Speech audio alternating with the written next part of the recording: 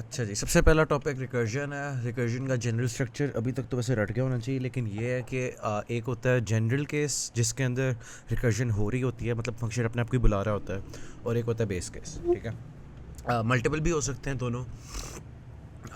मतलब अगर यहाँ पे, चलो अभी उसके ऊपर नहीं आते। खैर, ये जैसे फैक्टोरियल है, काफ़ी सिंपल है कि अगर एन की वैल्यू ज़ीरो है तो वन रिटर्न कर दो, वरना रिटर्न करो अपने ही अपने जो n है उसकी multiplication factorial n minus one के साथ। तो यहाँ पे होगा ये बेसिकली कि अगर मैं इस फंक्शन को 7 देता हूँ, चलो 7 ज़्यादा बड़ा नंबर है, 4 से कर लेता हूँ, 4 दे देते हैं। ठीक है, इधर आएगा, चेक करेगा n is equal to zero नहीं ना, तो जनरल केस पे आ जाएगा। जनरल केस क्या कहता है, स्टैक, ये कॉल स्टैक है। ठीक है, ये एक्टिवेशन रिकॉर्ड है पुराने वाले का, इसके अंदर फैक्टोरियल 4 आया था। उसके बाद अब ये क्या कर रहा है, एक कॉल भेज रहा है फैक्टोरियल 3 के लिए। सही है, ये फैक्टोरियल 3 आ गया। उसके बाद फैक्टोरियल 2 के लिए कॉल जाएगी, फिर 1 के लिए जाएगी, और फिर 0 के लिए जाएगी। अब जब 0 वाला केस होएगा ना, ये वाला, तो रिटर्न 1 हो रहा है, मतलब ये 0 जो है इसने यहाँ पे रिटर्न वैल्यू यहाँ पे 1 पड़ी हुई है। तो अब हम एफ ऑफ 1 के अंदर है। ठीक है, तो 1 multiplied by answer of factorial n minus one, answer of factorial 0। ठीक है, तो 1 इंटू वन 1 हो गया, तो ये रिटर्न करेगा एफ ऑफ 1 1। ठीक है, ये इसकी रिटर्न वैल्यू है एफ ऑफ 1 की। अब हम F2 में आ जाते हैं, यहाँ पे फैक्टोरियल 1 कॉल हुआ था, यहाँ पे 1 आ जाएगा, तो 2 इंटू वन ये बन जाता है, तो ये रिटर्न करेगा 2। ठीक है, तो अब एफ ऑफ 2 ने 2 रिटर्न कर दिया। इसी तरह से अब फैक्टोरियल 3 के अंदर अब हम आ गए हैं, यहाँ पे 3 आया था, ये फैक्टोरियल 2 की कॉल भेजी थी जो हम सारा कैलकुलेट करके आए हैं नीचे से। तो यहाँ पे अब आंसर आ जाएगा 2, और n की वैल्यू यहाँ पे इस वक्त 3 होगी, तो 3 इंटू टू, आंसर यहाँ पे 6 आ जाता है, तो 6 रिटर्न वैल्यू होगी F3 की। तो F4 के अंदर अब हम आ गए हैं, तो F4 के अंदर ये वाला हिस्सा जो होगा ये ये क्या नाम है 6 हो जाएगा, तो 4 इंटू सिक्स जो होगा आपका फाइनल आंसर होएगा F4 का। तो ये इस तरह से रिकर्जन होती है कॉल स्टैक में। ठीक है, अब प्रिंटिंग की बात कर लेते हैं। कभी कभी इस तरह से भी हो सकता है कि आपको दिखने में नज़र ना आ रहा हो कि यार ये कहाँ पे है जनरल केस, कहाँ पे है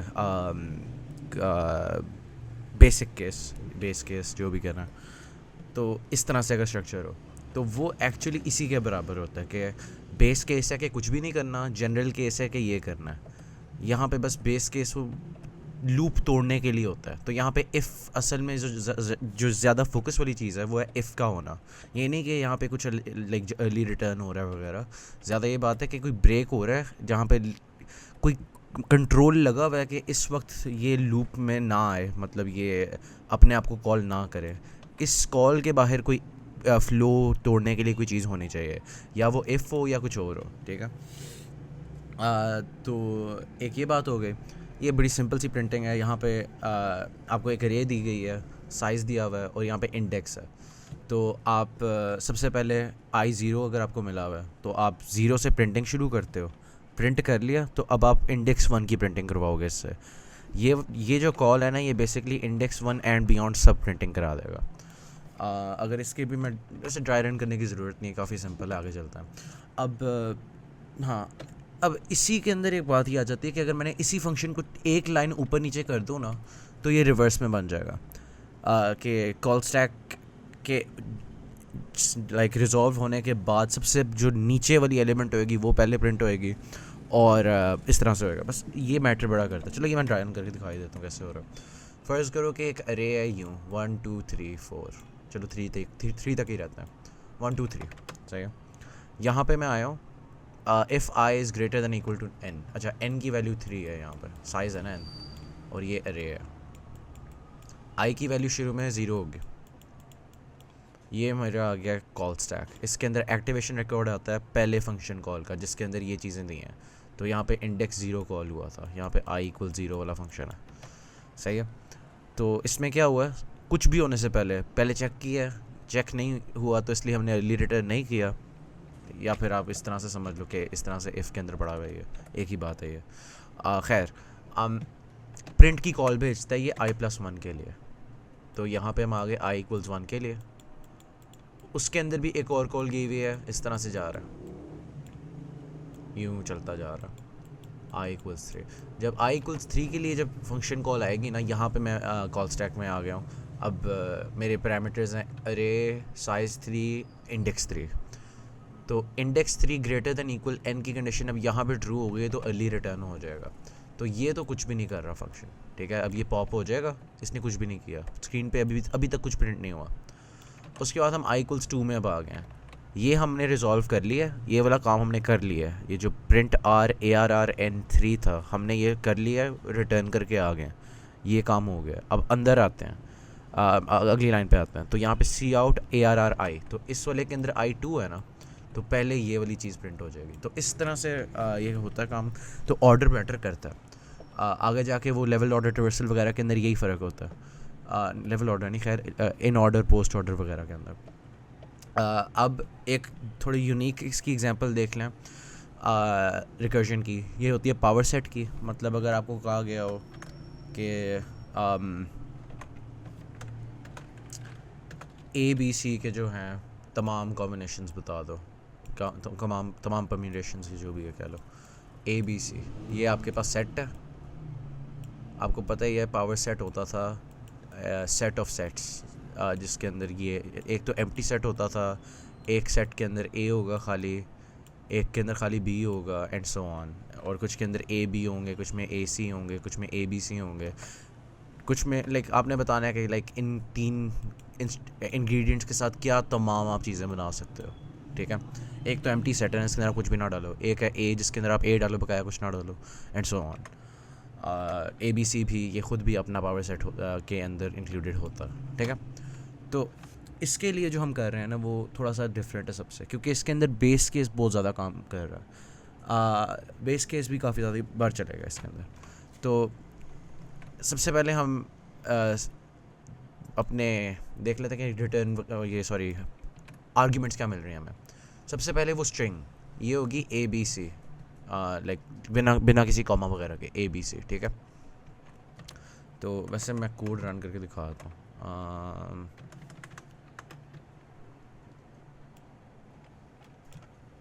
सेकंड, ये वॉइड पावर सेट, इसके अंदर एक स्ट्रिंग है ए बी सी यूँ, एक इंडेक्स है और एक करंट स्ट्रिंग है। तो अगर मैंने इसको कॉल करना हो ना मेन के अंदर, तो बस मैंने ए बी सी मैंने यहाँ पर लिख दिया, एस टी आर नाम दिया हुआ, हम भी वही दे देते हैं। खैर मैं यहाँ पे बैठा हूँ, मेरे मेन के अंदर कोई स्ट्रिंग पड़ी है मेरे पास, स्ट्रिंग 1, और वो बराबर है ए बी सी के। मैं चाह रहा हूँ कि मुझे इसकी तमाम कॉम्बिनेशंस मिल जाए, एक एम्प्टी स्ट्रिंग, एक ए, एक बी, एक C, A B, A C, B C, B, इस तरह से, ठीक है, सारा कुछ मिल जाए। तो तमाम पावर सेट का कोड है ना। तो अब इसके अंदर मैं सिर्फ और सिर्फ पावर सेट की कॉल भेजूँगा S1, ठीक है। बकाया डिफ़ॉल्ट आर्ग्यूमेंट से, इसलिए मुझे डालने की ज़रूरत नहीं होगी यहाँ पर। ये खुद ही इंडेक्स आई इक्वल 0 हो जाएगा। इतना लंबा नाम लिखने आई लिख देते हैं इसको, और इसको सी लिख देते हैं, ठीक है। अब इंट n इक्वल्स str.length, सही है ये। अब बेस केस यहाँ पे क्या है, इंडेक्स इक्वल्स n। तो अभी तो इंडेक्स हमने चेंज ही नहीं किया, तो अभी आपको ये समझ नहीं आएगी। तो अभी पहले नीचे देख लेते हैं, नीचे क्या लिखा हुआ है, power set str index +1 current plus str index, और नीचे वाली के अंदर कर रहा है खाली। तो अब ये क्या हुआ है, बेसिकली इसके अंदर ये जो आप करंट स्ट्रिंग पास कर रहे हो ना, ये str इंडेक्स क्या होगा, इंडेक्स शुरू में 0 है, ठीक है। तो किसी ये S1 का 0 क्या होगा, S1 का 0 A होगा ना। तो यहाँ पे इसने वो अपेंड करके भेजा करंट प्लस str 0। तो ये एम्प्टी स्ट्रिंग के अंदर A ऐड हो गया, और नीचे वाली के अंदर A ऐड नहीं हुआ। उसके अलावा ये चेंज है कि दोनों साइडों पे इंडेक्स +1 हो गया, सही है। अभी हम बस ड्राई रन कर रहे हैं समझने के लिए। तो जैसे मैं पेंट पे ले जाऊँ, ठीक है, कॉल स्टैक ही बना लेता हूँ। सबसे पहले यहाँ पे हमारे पास था जिसके अंदर करंट के अंदर कुछ भी नहीं पड़ा हुआ था, एम्प्टी स्ट्रिंग पड़ी हुई थी हमारे पास, और आई की वैल्यू थी 0, सी की वैल्यू एम्प्टी और आई की वैल्यू 0। उसके बाद हम नीचे आते हैं, ये बेस केस नहीं मैच हुआ तो हम नीचे आ गए। तो एक कॉल गई है index +1 current plus STR index की, ठीक है। इसके अंदर हुआ ये है कि करंट के अंदर ए अपेंड होके चला गया, तो एम्प्टी स्ट्रिंग के अंदर अब ए आ गया उसकी जगह, और आई की वैल्यू 0 से हो गई है 1।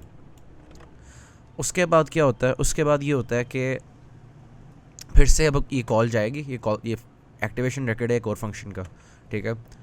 अब इसके साथ हम आते हैं, रन करते हैं, देखते हैं I still not equal to n, I अभी भी 3 के बराबर नहीं है। तो हम एक और बार ये वाली कॉल भेज रहे हैं, सही है। ये वाली कॉल जाती है, इस बार STR इंडेक्स मतलब STR1 B जो है वो अपेंड हो रहा है। तो इस वाले के अंदर जो अगली फंक्शन कॉल है ना, उसके अंदर हम ये भेज रहे हैं current equals B, sorry AB, क्योंकि अपेंड हो रहा है उसके आगे AB, और यहाँ पे आ जाएगा I इक्वल टू 2। अब फिर से ये होएगा, इस तरह से ये ABC बन जाएगा इस बार, यहाँ पे I इक्वल 3 हो गया। अब जब अगली कॉल जाएगी ना इन पैरामीटर्स के साथ, ये वाले जब फंक्शन के अंदर मैं हूँ, तो वो देखेगा I इज़ इक्वल टू 3, अब बेस केस ट्रू हो गया, अब ये प्रिंट कर देगा ABC को, ठीक है। अब पॉप होना शुरू होती हैं चीज़ें। अब ये वाला तो पॉप हो गया, इसका काम हो गया। अब हम आ जाते हैं वापस उस वाले फंक्शन के अंदर जिसके अंदर हमने ये काम कर लिया, और हमारे पास C की वैल्यू A भी है और I की वैल्यू 2 है। एक और फंक्शन कॉल हमने भेजी हुई है, इसके अंदर ये किया हुआ है कि हमने बस अपेंड नहीं किया, ठीक है। तो एक जो हम अगली कॉल भेजी है, इसके अंदर ये C के बिना भेजी है और I की वैल्यू 3 डाल के भेजी है। अब ये क्या करेगी, ये खुद इसके अंदर आएगा, I की वैल्यू 3 हो गई है ना, तो अब ये प्रिंट हो जाएगा। तो अब प्रिंट इसके बाद ABC के बाद प्रिंट हो जाएगा AB। अब ये हो गया, फिर ये भी पॉप हो जाएगा। उसके बाद अब ये वाला नीचे वाला भी पॉप हो गया। अब हम यहाँ पे आ जाते हैं, जब इस वाले फंक्शन के अंदर हमारे पास एक पड़ा हुआ है स्ट्रिंग के अंदर और इंडेक्स के अंदर 1 पड़ा हुआ है। हमने ये वाला हिस्सा रिजॉल्व कर लिया, अब हम इस वाली लाइन के ऊपर आ गए। अब हमने इंडेक्स आगे कर दिया, लेकिन हमने इस बार बी इंक्लूड नहीं किया। तो कॉल स्टैक अब इस तरह से बना होगा कि यहाँ पे C इक्वल्स A वगैरह वही है जैसे पहले था। यहाँ पे जो है ना C इक्वल्स A के अलावा I इक्वल्स 2 हो गया, बस ये डिफरेंस है। यहाँ पे I इक्वल्स 1 था, ऊपर I इक्वल्स 2 हो गया। अब उसके अंदर फिर से यही फंक्शन कॉल्स जाएंगी C के लिए, एक के अंदर C इंक्लूडेड होगा, एक के अंदर C नहीं होएगा। तो हमारे पास ये आ जाएगा, ये 2 प्रिंट होएंगे, और इस तरह से बारी बारी सारा कुछ प्रिंट होता जाएगा। ये O of 2 power of n में चलेगा, ठीक है। तो ये सबसे डिफरेंट है, ये एक इम्पॉर्टेंट टेक्निक है जो लैब के मिड में भी इस्तेमाल हुई थी काफ़ी लोगों के, तो पेपर में भी हो सकती है। तो रिकर्जन के अंदर खाली यही नहीं होता, ये इस तरह की भी चीज़ें हो जाती हैं कि बेस केस काफ़ी ज़्यादा बार चल रहा है। अब इसके अंदर डिफरेंस क्या था, डिफरेंस ये था कि 2 हमने कॉल्स भेजी हुई थी, उसके पहले हम खाली एक भेज रहे थे, अब हमने डबल रिकर्जन बेसिकली की हुई है। 2 पाथ्स निकलने हैं और वो मल्टीप्लाई होते जा रहे हैं 2 से, तो इसलिए ये 2 पावर ऑफ n का सोल्यूशन है इसकी टाइम कॉम्प्लेक्सिटी। खैर, अब वो जो मैं लैब मिड के क्वेश्चन की बात कर रहा था, लैब का मिड का क्वेश्चन ये था बेसिकली कि आपको एक फंक्शन आपने बनाना है f, उसको कोई इंटीजर मैं दूंगा, फॉर एग्जांपल 3 दे दिया, आपने मुझे ये प्रिंट करके बताना है कि 3 ब्रैकेट्स जो है ना बैलेंस्ड इस तरह से, इसके तमाम क्या कॉम्बिनेशन हैं, ठीक है। और यूँ आपने ये आउटपुट देनी है, लेकिन आपने इस तरह का कोड लिखना है कि वो जनरली होल्ड करे हर n की वैल्यू के लिए। तो ये जो इतने ज़्यादा प्रिंट हो रहे हैं कॉम्बिनेशंस, ये हर किसी नंबर के लिए हो जाए। अगर मैं आपको 6 ब्रैकेट्स के लिए बताऊँ, 6 के लिए बता दे सारे, तो इटरेटिवली ये बहुत मुश्किल है, तो इसीलिए हम इसको रिकर्जन के साथ करते हैं। अब फ़र्क इसके अंदर ये है कि पहले बेस केस ये था ना कि जब स्ट्रिंग की लेंथ n हो रही थी, इसके अंदर उसकी जगह 2 × n है, क्योंकि आपको अगर 3 दिया जा रहा है, आपकी स्ट्रिंग की लेंथ 6 होएगी, क्योंकि आपने ब्रैकेट्स क्लोज भी करनी है उतनी बार जितनी बार खोलनी है, ठीक है। ये हो गया, ये बेस केस है, सही है। मतलब अब इसके अंदर वही बात है कि हम इंक्लूड करेंगे और नहीं इंक्लूड करेंगे, ये वो वाला हम काम करने वाले हैं। तो अगर हम वही वाली लॉजिक लगाए ना जो यहाँ पे लगी हुई है, ये तो वही है सारा तकरीबन, बस एक डिफरेंस है कि ओ लेस देन एन और ओ ग्रेटर देन सी। ये हमने कुछ चीज़ें लगाई हुई हैं, अभी उसके ऊपर आते हैं कि पहले क्या है। पहले इसको इग्नोर करते हैं और समझते हैं कि खाली ये लिखा हुआ। अगर खाली ये लिखा होता है ना, खाली ये दो कॉल्स लिखी होती है, प्रिंट पैरेंथेसिस, जिसके अंदर आप एक के अंदर ओपन ब्रैकेट अपेंड करके भेज रहे हो, एक के अंदर क्लोज ब्रैकेट अपेंड करके भेज रहे हो, तो उसके अंदर ना इस तरह के सीक्वेंसेस भी जनरेट होते हैं कि 6 बस यही बनी हुई हैं, जबकि हमारी कंडीशन है कि बैलेंस्ड होनी चाहिए। तो उसके लिए मैंने नंबर ऑफ़ ओपन ब्रैकेट्स और नंबर ऑफ़ क्लोज ब्रैकेट्स के वेरिएबल बना लिया, ताकि मैं उसकी बेसिस के ऊपर डिसाइड कर सकूं कि अब मैंने ओपन ब्रैकेट एक्स्ट्रा डालनी है या नहीं डालनी, क्या मैंने अब क्लोज ब्रैकेट डाल सकता हूँ या नहीं डाल सकता। तो बस इसके अंदर ये चीज़ देखने वाली ये इसी जनरल प्रिंसिपल को इस्तेमाल करके हमने इस प्रॉब्लम को सॉल्व किया। तो रिकर्जन के बारे में लाइक इतनी बातें हैं और कोई ख़ास बात करने वाली नहीं है। बस ये रैपर फंक्शन का कॉन्सेप्ट आ जाता है कि अगर आपकी क्लास की अगर आप कोई चीज़ यूज़ कर रहे हो, जैसे कि हम जब डेटा स्ट्रक्चर्स के अंदर ये अप्लाई करने की कोशिश करेंगे, उसके अंदर हमें काफ़ी बार रूट देनी पड़ती है। तो नोड पॉइंटर तो आप पब्लिक एक्सेस दे ही नहीं सकते, ठीक है। तो उसके अंदर आप इस तरह से नहीं कर सकते डिफ़ॉल्ट आर्ग्यूमेंट वाला। और अगर आप डिफ़ॉल्ट आर्ग्यूमेंट डालने की कोशिश भी करो ना, रूट कभी भी नहीं डलेगी, क्योंकि वो रन टाइम पे वो एक मेमोरी सेल से रीड होके आ रही है। ये कॉन्स्टेंट्स के लिए काम करता है डिफ़ॉल्ट आर्ग्यूमेंट्स वाला काम, इसलिए रैपर वाला ये इस्तेमाल करते हैं हम। तो रैपर फंक्शंस ये होते हैं रिकर्जन के अंदर। रिकर्जन हो गई, अब बाइनरी सर्च ट्रीज़ की बारी आती है। अब जो बिल्कुल बेसिक बातें हैं कि होते क्या हैं वो तो मैं बताने से रहा, क्योंकि अब तक तो रट गया होगा क्या होते हैं। असल बातों पे आते हैं। एक नया कॉन्सेप्ट इसके अंदर आया था इंसर्शन की बारी। वो ये था कि जब हम रिकर्सिवली इंसर्ट कर रहे होते हैं ना, तो हम पॉइंटर को बाय रेफरेंस भेज रहे होते हैं। तो फ़र्ज़ करो कि आपके पास एक ट्री है, एक एम्प्टी ट्री पड़ा हुआ है, BST, ठीक है। उसके अंदर क्या होगा, एक रूट होगी जो कि एक नोड पॉइंटर है। शुरू के अंदर ये नल है, ठीक है। फ़र्ज़ करो मैं इंसर्ट कॉल करता हूँ और मैं कोई चीज़ डालता हूँ, इंसर्ट करता हूँ रिकर्सिवली, ये देखता है नोड इक्वल्स नल और ये यहाँ पे इंसर्ट कर देता है, सही है। तो नोड अगर ये एम्परसैंड ना होता ना, ये यहीं पे एक वेरिएबल बनता पॉइंटर का, नोड का, वो एक पॉइंटर बनता, उसके अंदर ये सेव होता और रूट अनअफेक्टेड रहता, ठीक है। तो हमने बेसिकली रूट को बाय रेफरेंस भेजा, तो रूट के अंदर वो वैल्यू सेट हो गया जो इसका एड्रेस है। तो अभी तो बड़ी ऑब्वियस बात लग रही है कि हमने खाली रूट के साथ क्या है, लेकिन जब हम एक कॉम्प्लेक्स ट्री के ऊपर आ जाते हैं, जिसके जैसे कि इस तरह से कोई ट्री बना हुआ है, ठीक है। इसके अंदर मुझे मिल गया है, यहाँ पे मुझे जगह मिल गई है, यहाँ पे मैंने देखना है कि चलो ठीक है, मैं इधर यहाँ पे मैं इंसर्ट करना है, यहाँ पे अभी कुछ भी नहीं पड़ा हुआ, मैंने यहाँ पे इंसर्ट करना है, ठीक है। तो आप एक्चुअली तब ना नोड पॉइंटर राइट भेज रहे होते हो, ये चीज़ भेज रहे होते हो, ये एरो भेज रहे होते हो, ठीक है। तो ये थोड़ी सी बस चीज़ है कि आप फिर उसको रीओरिएंट भी कर सकते हो। अगर आप मतलब नोड इक्वल्स लिखो ना, नोड इक्वल्स 6 या नोड्स इक्वल्स या ये लिख दो, तो आप इसकी तरफ पॉइंट करा दोगे इसको। तो ये एक नई चीज़ थी बस कि बाय रेफरेंस आपको पॉइंटर जब दिया जाता है, आप वो एरो कंट्रोल कर रहे हो बेसिकली, ठीक है। ये बस बात है। अब ट्रावर्सल मेथड्स आ जाते हैं, उसके अंदर आता है इन ऑर्डर, प्री ऑर्डर और पोस्ट ऑर्डर। इन ऑर्डर हम ज़्यादा तब यूज़ करते हैं जब हम सॉर्टेड फॉर्म में डेटा चाहते हैं, ठीक है। तो इन ऑर्डर बस यही है कि अगर इस तरह से कोई बाइनरी ट्री बना हुआ है, ये बना हुआ है ट्री, यहाँ पे लिखा हुआ है जी 5, यहाँ पे 6 लिखा हुआ है, यहाँ पे लिखा है 3, यहाँ पे 4 लिख दिया है और यहाँ पे 1 लिखा है। तो मैं सबसे पहले 1 चाहूँगा, उसके बाद मैं 3 चाहूँगा, फिर मैं 4 चाहूँगा, फिर मैं 5 चाहूँगा और मैं 6 चाहूँगा। ये जो ऑर्डर है ना, जो लाइक एक्चुअल असेंडिंग ऑर्डर है, इस ऑर्डर के अंदर जब आप चाहते हो ना, तो आपको इन ऑर्डर ट्रावर्सल करना पड़ता है। और एक होता है प्री ऑर्डर, उसके ऊपर वैसे बाद में बात करूँगा, पहले मैं इन ऑर्डर ही बताता हूँ। इन ऑर्डर ट्रावर्सल के लिए आप ये करते हो, ठीक है। ये रिकर्जन के साथ किया होगा क्योंकि इटरेटिव के अंदर थोड़ा ज़्यादा मुश्किल हो जाता है। उसके अंदर यही कोड जो 3 लाइनों का लिखा है वो आपको कोई 10 लाइनों में लिखना पड़ता है। तो सबसे पहले हमने एक चेक लगा लिया कि भाई ये नोड एग्जिस्ट करता भी है या नहीं, मतलब अगर ट्री है ही नहीं तो कुछ भी प्रिंट नहीं करना ना। ये इन ऑर्डर ट्रावर्सल में प्रिंटिंग है बेसिकली, विजिट प्रिंट है, ठीक है, ये प्रिंट है। आप असेंडिंग ऑर्डर में प्रिंट कर रहे हो अपना ट्रेड। अगर आपके पास ये काम है, सबसे पहले चेक करेगा कि ये नोड एग्जिस्ट करती है, हाँ करती है। फिर क्या करेगा, फिर वो अपने आप को ही कॉल करेगा फॉर इट्स लेफ्ट एलिमेंट। चलो इस पे आ गए। अब 3 भी अपने लेफ़्ट के लिए कॉल करेगा, हो गई। लेफ़्ट तो कुछ पड़ा ही नहीं हुआ, यहाँ पे नल पड़ा हुआ है, ये आ गया वापस, ठीक है।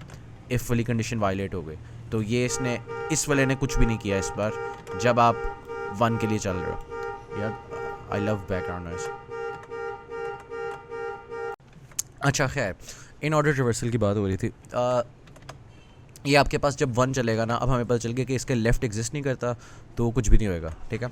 अब विजिट टी पे आ जाते हैं, तो मतलब 1 विजिट हो गया, स्क्रीन पे 1 प्रिंट हो गया।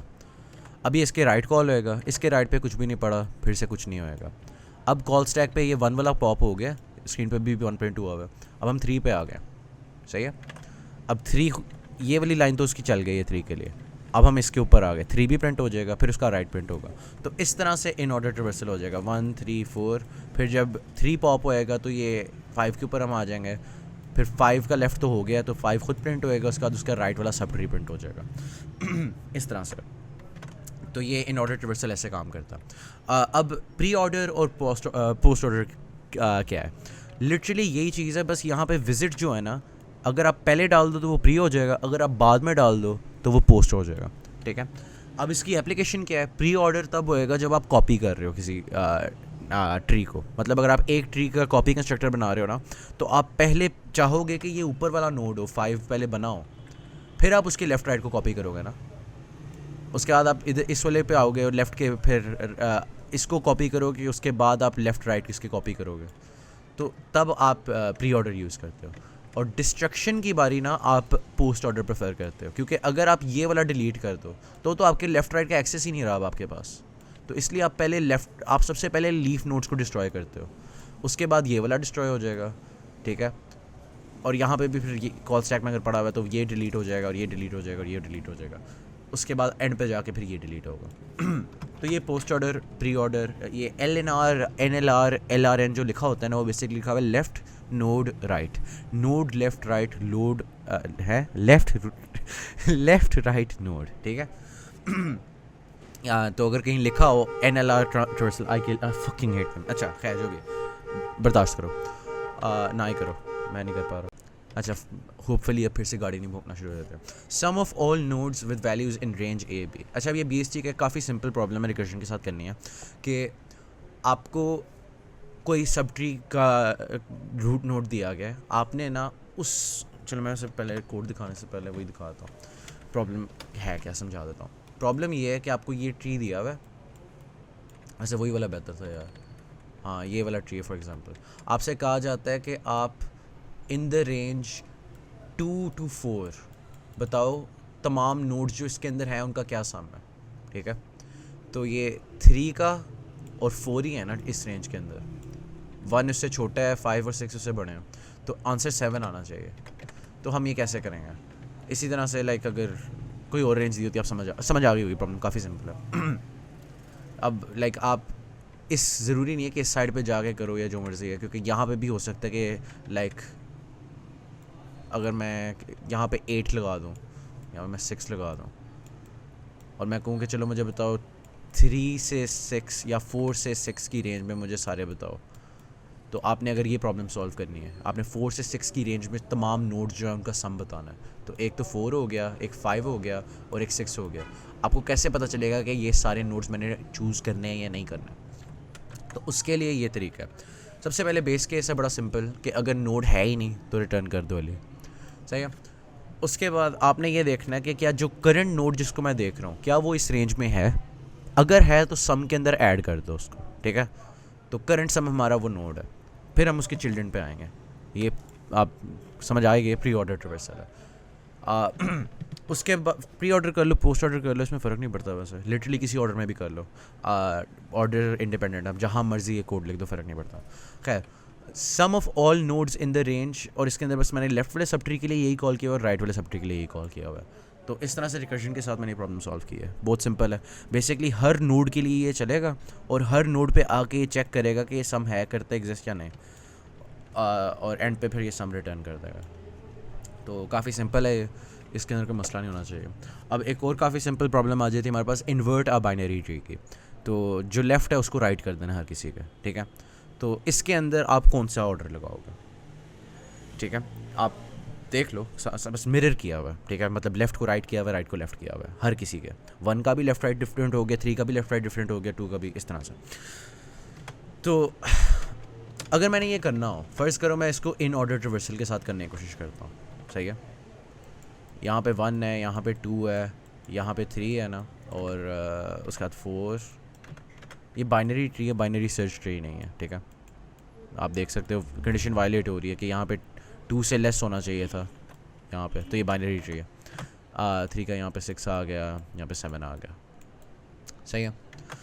आपने इसको फ्लिप करना है। अगर आप करो इन ऑर्डर रिवर्सल, तो आप पहले लेफ़्ट करते हो, उसके बाद अपने आप को करते हो, फिर अपना राइट करते हो। तो अगर आप लेफ़्ट राइट स्वैप कर दो, ठीक है, तो ये तो दोनों नल की तरफ ही आ रहे हैं, इसको तो फ़र्क नहीं पड़ेगा। 2 पे जब आप आते हो, ठीक है, 4 को करने के बाद आप करते हो, चलो ठीक है, यहाँ पे 5 आ गया, यहाँ पे 4 आ गया। अब आप यहाँ पे राइट वाले अपने नोड पे जब आओगे ना, तो मसला होगा। मसला ये होगा कि अब 4 को तो आपने पहले ही देख लिया, अगर आपने नोड स्वैप किए हैं ना, जो कि करना वही बनता है, तो मसला हो जाएगा। अच्छा 1 सेकंड, दूध वाला आ गया, व्हाट द फक यार।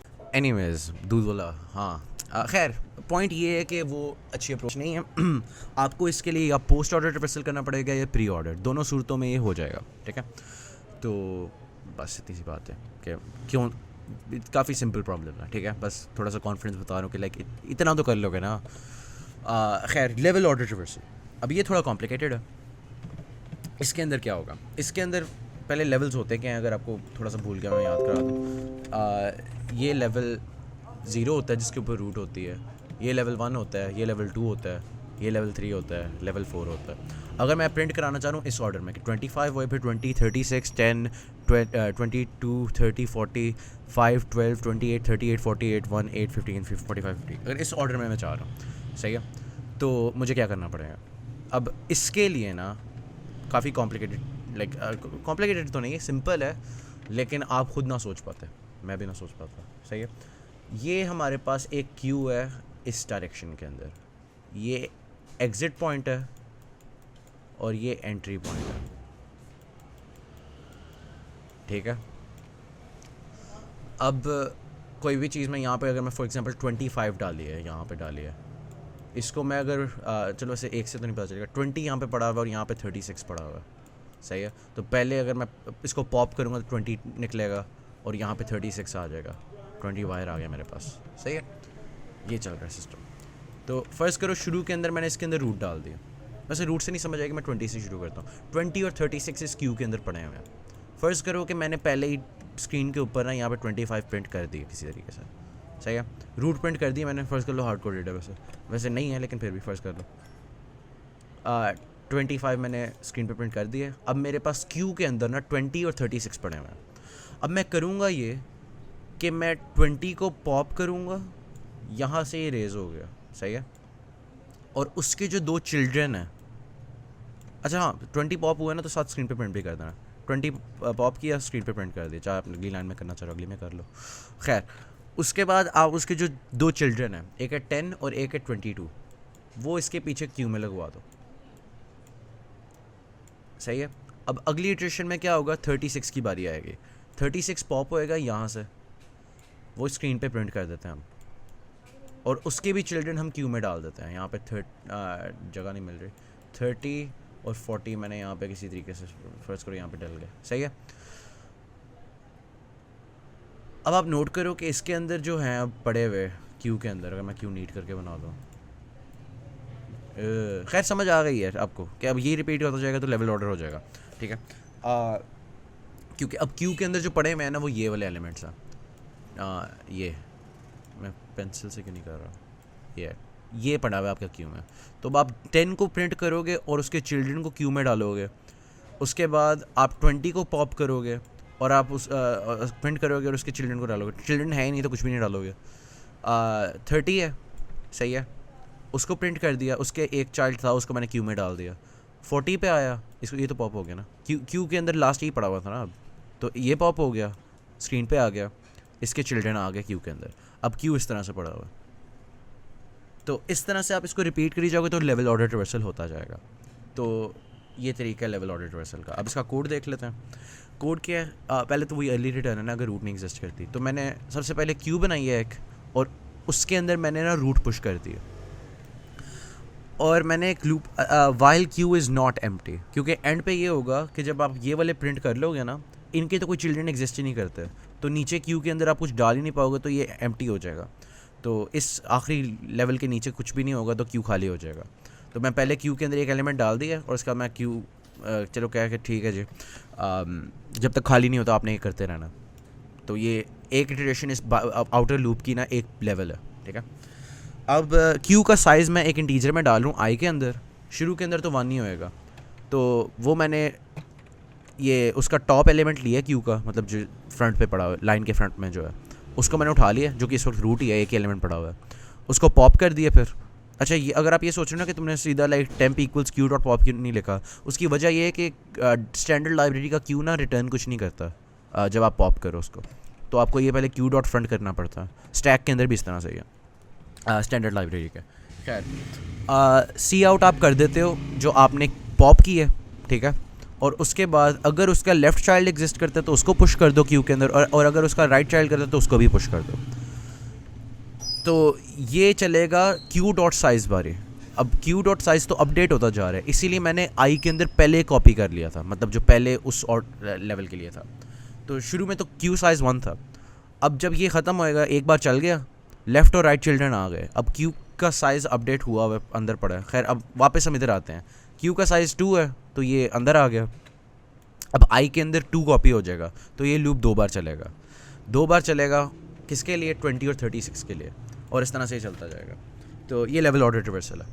अब डिलीशन की बारी आ जाती है। डिलीशन के अंदर 3 केसेस हैं। एक ये है कि एक लीफ नोड पड़ा हुआ है, आप उसको डिलीट करते हो, कोई नहीं छेड़ रहा, ठीक है, लाइक ये आर के राइट साइड पे कोई था, आपने डिलीट कर दिया, किसी को फ़र्क नहीं पड़ा, आपने डिलीट करके नल कर दिया जहाँ पे पॉइंट हो रहा था।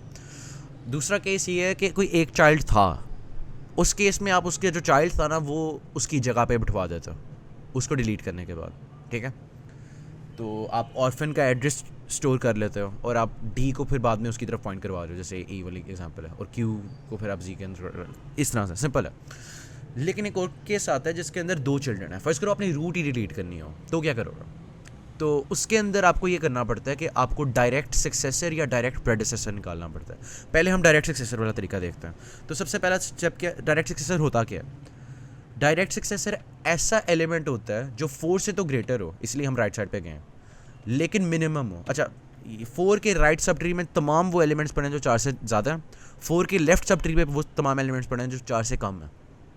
अब अगर मैं राइट पे जाता हूँ तो मुझे लाजमी मिल जाएगा ग्रेटर। तो सक्सेसर क्या होता है? Smallest number that is larger than 4, सही है। तो स्मॉलेस्ट नंबर मैंने किसी सब ट्री में निकालना हो तो मैं कैसे निकालता हूँ? बस मैं लेफ्ट करी जाता हूँ ना, तो इसीलिए मैं यहाँ पे ये चला गया और मुझे नज़र आया कि 5 का कोई और लेफ्ट नहीं है, तो यही स्मॉलेस्ट है इस सब ट्री के अंदर। इन द सब ट्री जिसके अंदर सारे एलिमेंट्स 4 से लार्जर पड़े हुए हैं, उसका लोएस्ट एलिमेंट 5 है, तो ये सक्सेसर है, ठीक है। अब आपने क्या करना है, आइडेंटिफाई कर लिया ना, तो अब आपने बस कंटेंट स्वैप कर देना, जहाँ 4 था वहाँ पे 5 आ गया, सही है। और फाइनली आपने वो जो लीफ नोड था, वैसे लीफ नहीं है, ज़रूरी नहीं लीफ हो, ये 4 था, आपने इसको डिलीट कर दिया यूँ, सही है। तो इफ़ेक्टिवली अब आपका ट्री भी BST पड़ा हुआ है वैसे ही जैसे था, और डिलीट भी हो गया, काम हो गया, और आपको इतने ज़्यादा पंगों में नहीं पड़ना पड़ेगा कि चलो मैं इसका लेफ़्ट सही करूँ, इसका मैं राइट सही करूँ। अब मैंने कहा था कि ज़रूरी नहीं है लीफ नोड हो, तो अब मैं बताता हूँ कब नहीं होगा। तो एक इस कोइंसिडेंटली प्रेडिसेसर वाली एग्जांपल के अंदर ही ऐसे हो रहा। अब प्रेडिसेसर निकालते हैं। प्रेडिसेसर क्या होगा? 4 से ऐसा छोटा एलिमेंट जो सबसे बड़ा हो सब ट्री के अंदर, ठीक है। तो 4 के लेफ़्ट पे ऐसा सब ट्री पड़ा हुआ है जिसके अंदर तमाम एलिमेंट्स 4 से छोटे हैं, आपने इसमें से सबसे बड़ा एलिमेंट निकालना है। तो आप लेफ़्ट पे आते हो और आप राइट जाते रहते हो, ठीक है। लेफ़्ट पे आ गए और राइट जा रहे हो, अब राइट पे तो कुछ पड़ा ही नहीं हुआ, तो यही एलिमेंट आपका लार्जेस्ट पड़ा हुआ है, सही है। तो इसके अंदर क्या होगा, आप 4 और 2 को स्वैप कर दोगे, सही है। 4 और 2 स्वैप हो गए। उसके बाद आपने 4 के लिए वही वाला डिलीट फंक्शन कॉल कर दिया जिसकी वजह से हम ये सारा कुछ कर रहे हैं, तो वही हैंडल कर लेगा ऑर्फन वाला केस पे। अब कोड पे आते हैं। अच्छा, कोड पे आने से पहले ये बात रहेगी कि प्रेडिसेसर कब यूज़ करना है, सक्सेसर कब यूज़ करना है। तो उसके लिए ये रूल है, डुप्लीकेट्स की बात आ जाती है। अब फ़र्ज़ करो कि मैं अपना इस तरह से कंसिस्टेंट सा टेबल बना, अच्छा एक सेकंड, यहाँ पे कुछ एग्जांपल मिल जाए, चांसेस कम ही है। खैर जो भी है, बेसिकली आई गेस यही है कि आप वैसे अपने टाइम में टेस्ट कर लेना, मेरे पास ना टाइम नहीं है, मैं आपको लाइक एग्जांपल निकाल के दूँ। सक्सेसर आप तब चूज़ करते हो जब आपने अपने ट्री के अंदर डुप्लीकेट्स लेफ्ट पे रखे होते हैं, और आप प्रेडिसेसर तब यूज़ करते हो जब आपने डुप्लीकेट्स राइट पे रखे होते हैं। उसकी वजह ये है कि आप लेफ़्ट सब ट्री में जब जाओगे और आप कोई चीज़ स्वाप करके करोगे तो हो सकता है कि उससे कोई मसला पड़ जाए आपकी कंसिस्टेंसी के अंदर। हम चाहते हैं कि आपके ट्री के अंदर हमेशा डुप्लीकेट्स एक ही साइड पे हो, चाहे लेफ़्ट पे हो या राइट पे, वो आपकी इम्प्लीमेंटेशन में डिपेंड करता है। लेकिन शर्त ये है कि बस कंसिस्टेंट हो थ्रू आउट द ट्री। तो अगर आप ये ना करो ना, चांसेस होते हैं कि ख़राब हो जाएगा वो वाली कंसिस्टेंसी। तो इसीलिए ये करते हैं। आप अपने टाइम में देख सकते हो कि ऐसी कौन सी एग्जांपल्स हो सकती हैं, ठीक है। अब कोड पे आ जाते हैं इसके।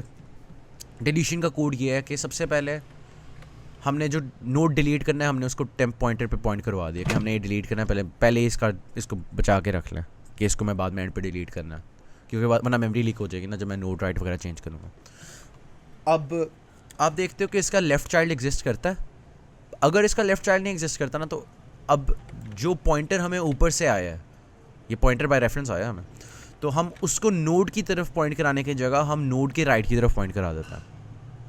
अब आप कहोगे यार अगर नोड का राइट ही नल हो तो क्या करना, तो अब नोड भी नल की तरफ पॉइंट करा। ये देखो ना, अगर यहाँ पे चलता है और यहाँ पे लेफ्ट और राइट दोनों नल हैं तो नोड इक्वल्स नल हो गया, और हमारे पास अब आगे एल्स इफ वगैरह भूल जाओ, वो तो चलेगा ही नहीं ना, क्योंकि इफ़ चल गया और वो बस डिलीट टेम्प कर देगा, तो ये चल जाएगा। ये चाइल्डलेस केस के लिए भी चल जाएगा, और ये जो हिस्सा है ना, ये वाला सेगमेंट कोड का, ये सिंगल चाइल्ड के लिए भी चल जाएगा और चाइल्डलेस केस के लिए भी चल जाएगा। अगर लीफ नोड है तब भी यही वाला कुछ हैंडल कर लेगा, ठीक है। तो ये काफ़ी सिंपल है, लाइक इसके अंदर कुछ बताने वाली बात नहीं है, ठीक है। इसके अंदर बस ये है कि लेफ़्ट वाला एग्जिस्ट करता है और राइट वाला नहीं करता, तो लेफ़्ट की तरफ पॉइंट करा दो कि अब ऊपर जो पहले नोड को पॉइंट कर रहा था वो वहाँ पॉइंट कर रहा है ऑर्फन को, ठीक है। ये ऑर्फन वाला केस हैंडल हो गया और लीफ वाला हो गया। अब वो वाली बात करनी है जो भी हमने प्रेडिसेसर सक्सेसर वाली की है। तो उसके लिए हम ये करते हैं कि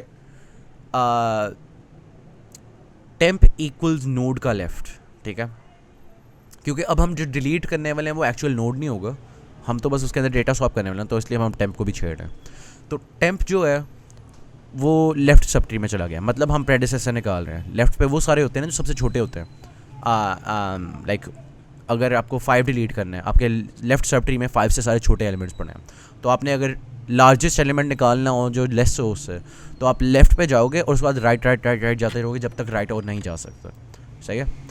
तो ये इन्होंने किया जब तक नल नहीं आ गया राइट पर।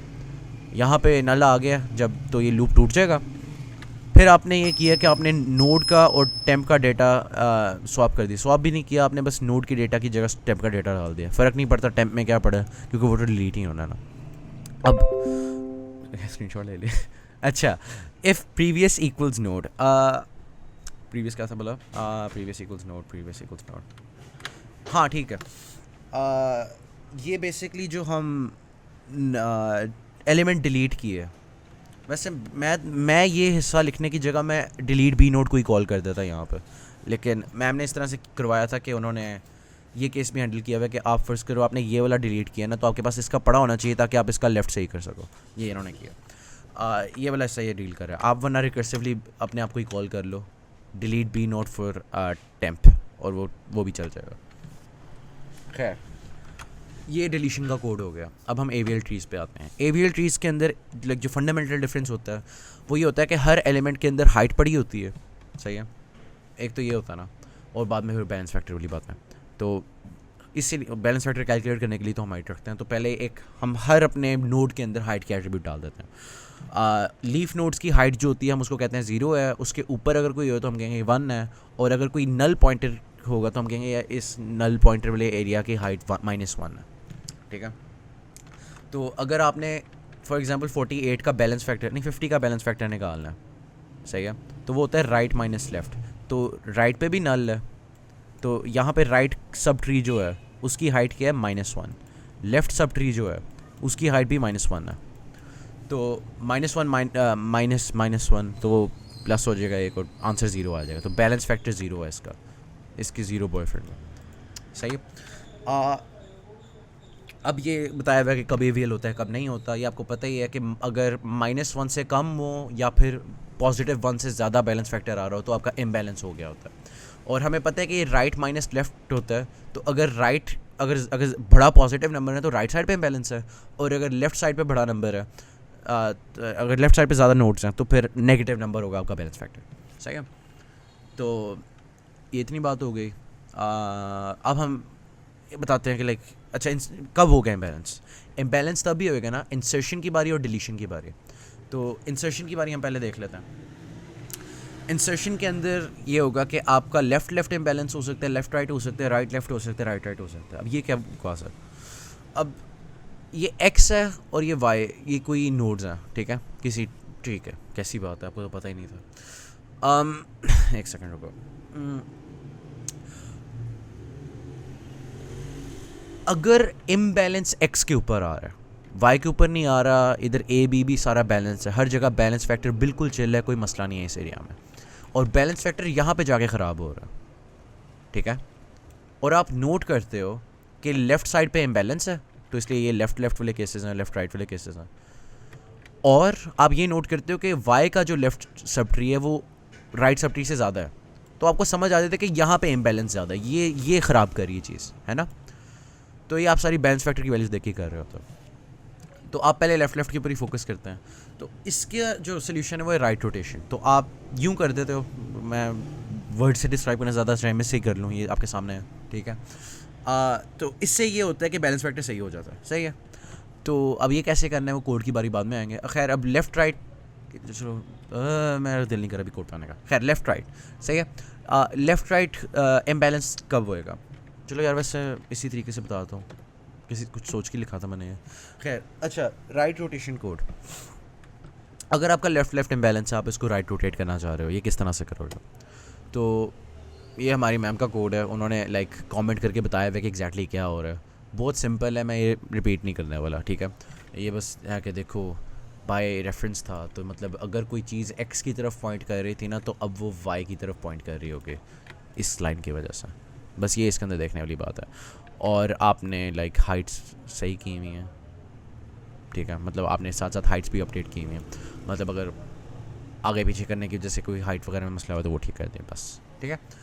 अब सही है। अब लेफ़्ट राइट इम्बैलेंस का सॉल्यूशन क्या है? जब लेफ़्ट राइट इम्बैलेंस होता है ना, तो ये होता है कि आपके जिस नोट के ऊपर बैलेंस फैक्टर ख़राब हो रहा है, आप नीचे से ऊपर आ रहे होते हैं ना इंसर्शन के बाद, आपको पता चलता है यहाँ पे बैलेंस फैक्टर ख़राब हो रहा है, तो आप अपने लेफ़्ट सब ट्री आपको नज़र आता है कि मेरा बैलेंस फैक्टर ना लाइक माइनस में जा रहा है, तो मुझे समझ आती है कि लेफ़्ट पे मसला है, क्योंकि राइट माइनस लेफ़्ट होता ना, तो लेफ़्ट पे मुझे समझ आ गई। अब मैं इसकी हाइट पे आता हूँ और मैं इसका बैलेंस फैक्टर निकालता हूँ, मैं देखता हूँ इसका बैलेंस फैक्टर आ रहा है +1, तो इससे मुझे पता चलता है कि इम्बैलेंस राइट साइड पे है, सही है। तो अब मैंने क्या करना है, अब इसके ऊपर कि मैं राइट रोटेट लगाऊंगा ना, कुछ भी ठीक नहीं होएगा, आप लगा के देख सकते हो, एक्स और वाई को आप चेंज करोगे तो ये राइट लेफ़्ट केस बन जाएगा, लेफ़्ट राइट केस की जगह, सही है। तो कुछ भी सही नहीं होता, तो इसलिए इसके अंदर हम डिफरेंट मेथड लगाते हैं, वो होता है लेफ़्ट राइट डबल रोटेशन।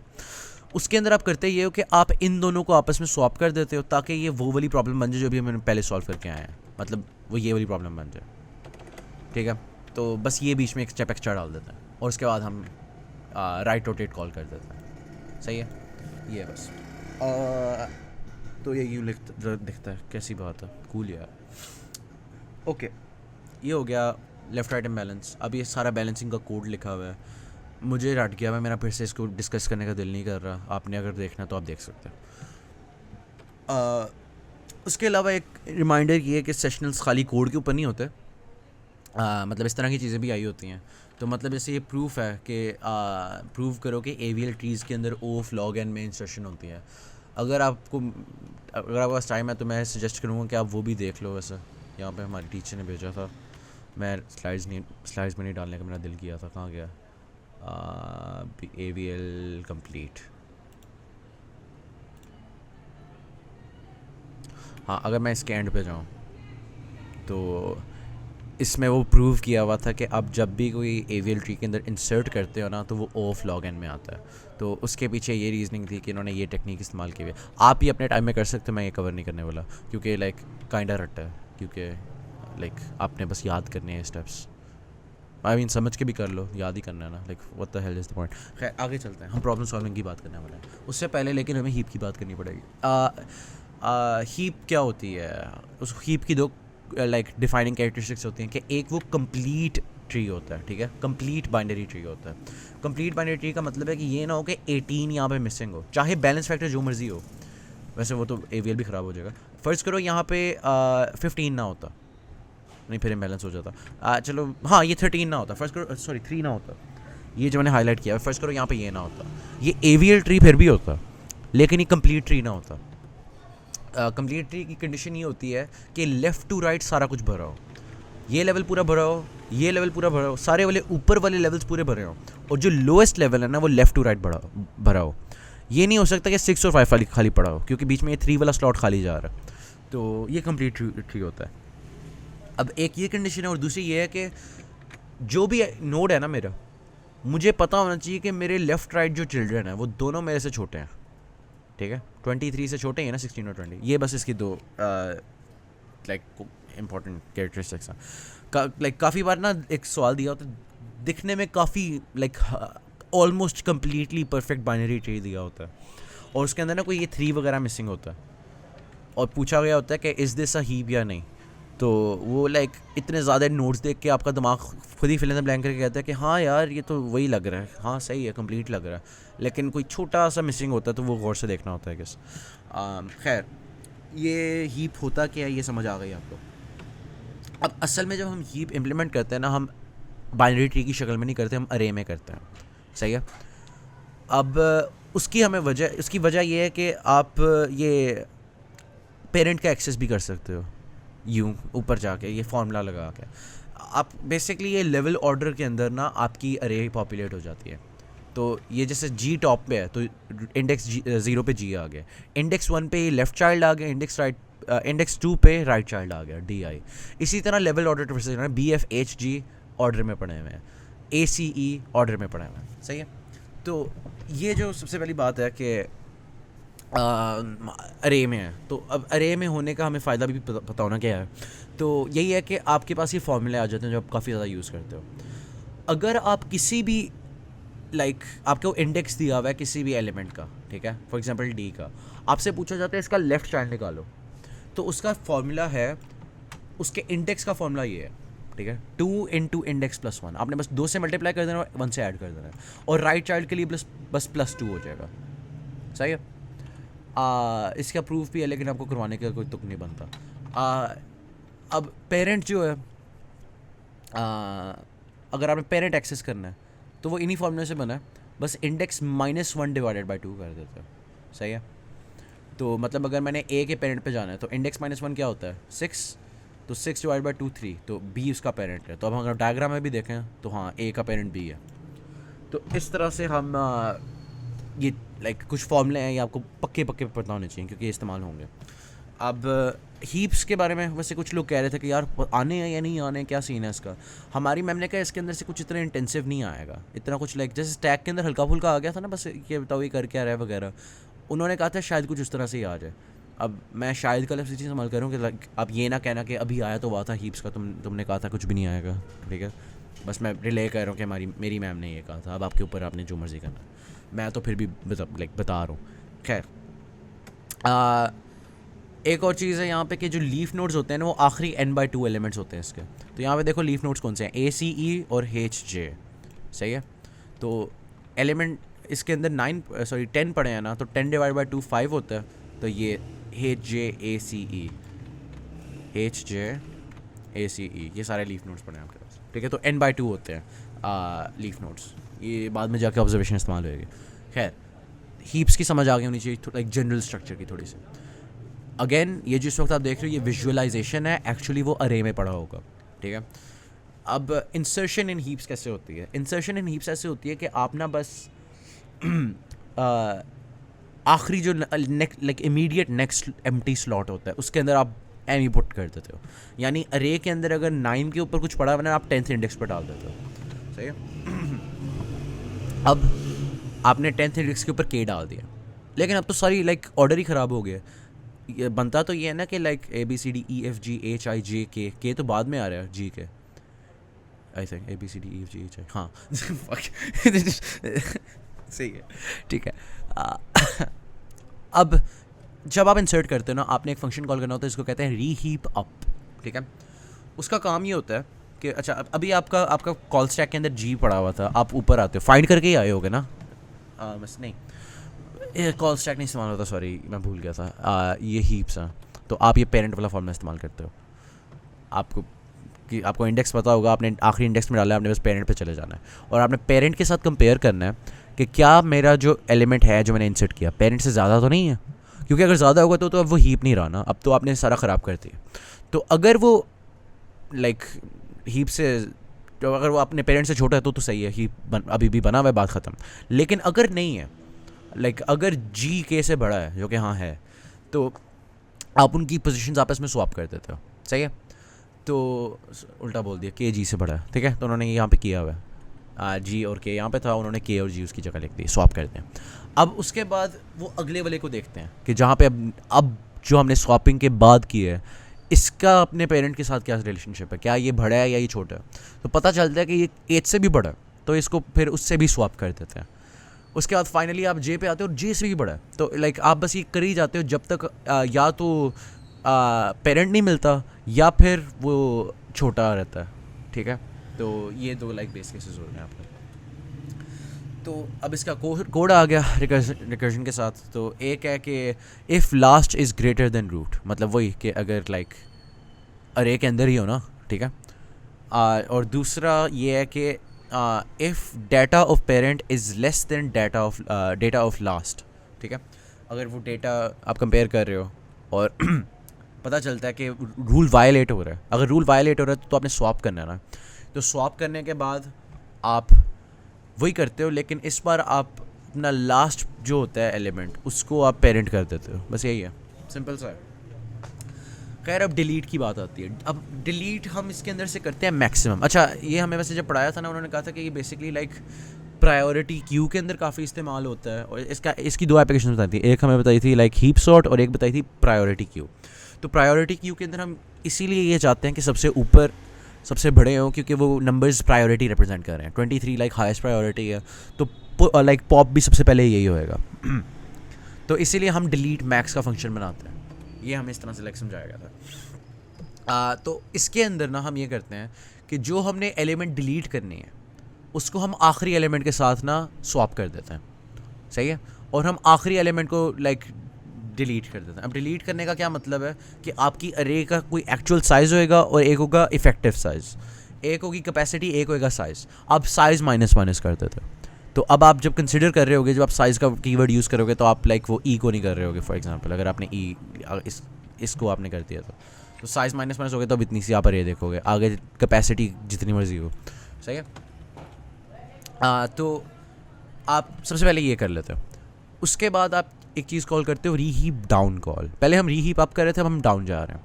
अब हम बेसिकली ये करते हैं कि यार मैंने तस्वीर नहीं डाली हुई, खैर जो भी है, बस वो उल्टा है इसका कि अगर आप फॉर एग्जांपल जे पे आपने यहाँ पे आपने रूट में कुछ डाला हुआ था, सॉरी आपने एक सेकेंड, आपने रूट को डिलीट करना था. आप आखिरी एलिमेंट डिलीट कर देते हो और आखिरी एलिमेंट का डेटा यहाँ पे डाल देते हो. फिर आप कंपेयर करते जाते हो नीचे वाले चीज़ों से कि यार मैं मैक्सिमम वाली चीज़ को ऊपर डाल देता हूँ, और मैं फिर नीचे आ जाता हूँ, फिर मैक्सिमम वाली चीज़ को ऊपर डालता हूँ, मैक्सिमम वाली चीज़ को ऊपर डालता हूँ, ऐसे चली जाते हो. तो इस तरह से हो जाता है. ये भी उसके जैसे ही है कोड, इसलिए मैं इतने डिटेल में नहीं बताने वाला. तो ये जनरल एल्गोरिथम अल्फाजों में मैंने लिखा है, अगर आपको नहीं समझ आई तो आप पढ़ लो और प्रोबेबली फिर आप खुद ही कर लोगे. अब हीप सॉर्ट की बात आ जाती है. हीप सॉर्ट के अंदर दो स्टेप्स हैं. एक, आपको सबसे पहले आपको एक अरे दी, हीप सॉर्ट है क्या, आप जैसे बबल सॉर्ट होता है, सिलेक्शन सॉर्ट होता है, आपको एक अरे दी जा रही है, आपने सॉर्ट करके देनी है, बस इतनी सी बात है. इसके अंदर कोई डेटा स्ट्रक्चर किसी क्लास के अंदर नहीं हो आप, ये ग्लोबल फंक्शन है, बस नॉर्मल बना हुआ है.